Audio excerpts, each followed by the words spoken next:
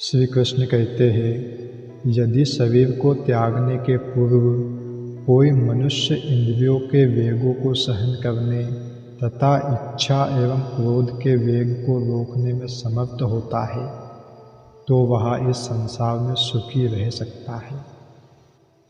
दोस्तों, यदि कोई आत्म साक्षात्कार के पथ पर अग्रसर होना चाहता है तो उसे भौतिक इंद्रियों के वेग को रोकने का प्रयत्न करना चाहिए।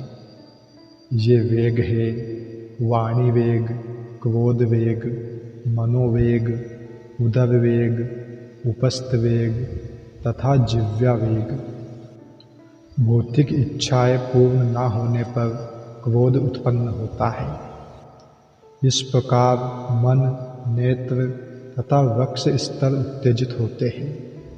अतः इस शरीर का परित्याग करने के पूर्व मनुष्य को इन्हें वश में करने का अभ्यास करना चाहिए। जो ऐसा कर सकता है वह स्वरूप सिद्ध माना जाता है।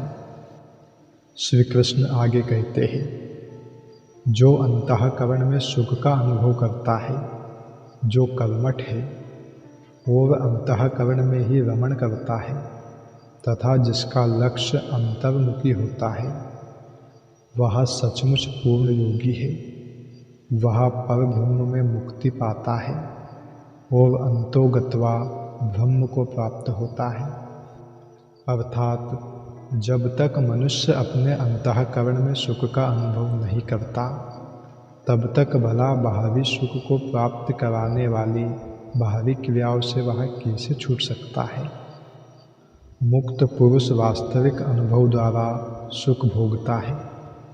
अतः वह किसी भी स्थान में मौन भाव से बैठकर अंतःकरण में जीवन के कार्यकलापों का आनंद लेता है। ऐसा मुक्त पुरुष कभी बाहरी भौतिक सुख की कामना नहीं करता।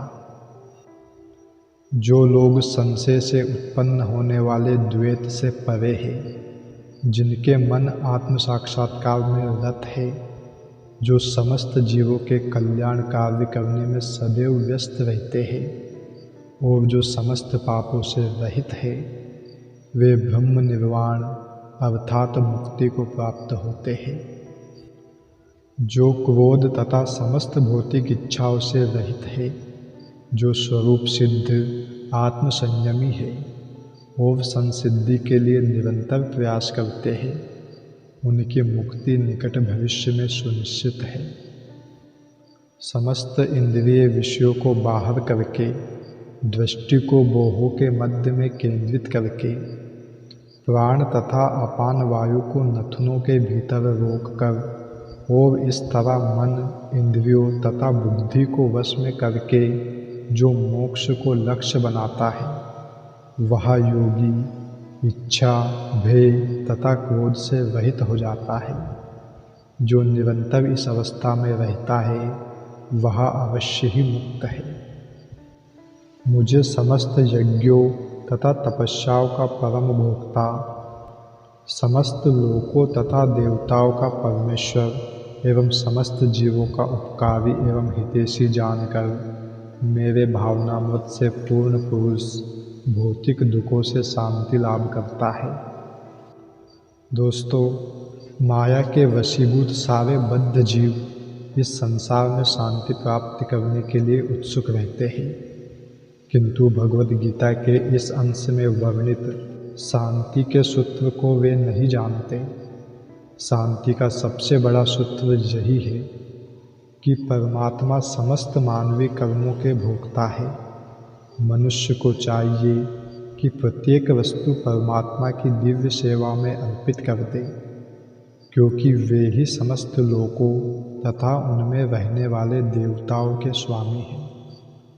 माया के वशीभूत होकर सारे जीव सर्वत्र अपना प्रभुत्व जताना चाहते हैं, लेकिन वास्तविकता तो यह है कि सर्वत्र परमात्मा की माया का प्रभुत्व है।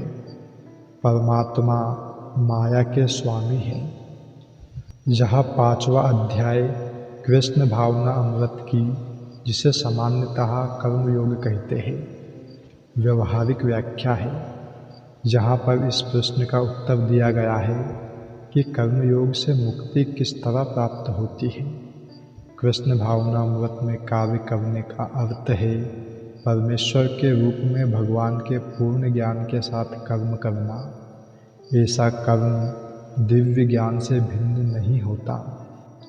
प्रत्यक्ष कृष्ण भावनामृत भक्ति योग है और ज्ञान योग वह पथ है जिससे भक्ति योग प्राप्त किया जाता है।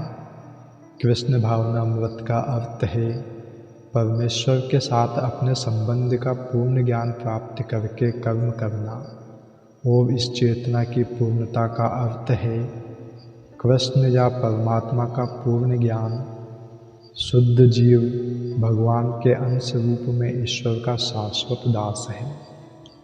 वह माया पर प्रभुत्व जताने की इच्छा से ही माया के संपर्क में आता है और यही उसके कष्टों का मूल कारण है। जब तक वह पदार्थ के संपर्क में रहता है उसे भौतिक आवश्यकताओं के लिए कर्म करना पड़ता है, किंतु कृष्ण भावनामृत उसे पदार्थ की परिधि में स्थित होते हुए भी आध्यात्मिक जीवन में ले आता है, क्योंकि भौतिक जगत में भक्ति का अभ्यास करने पर जीव का दिव्य स्वरूप पुनः प्रकट होता है।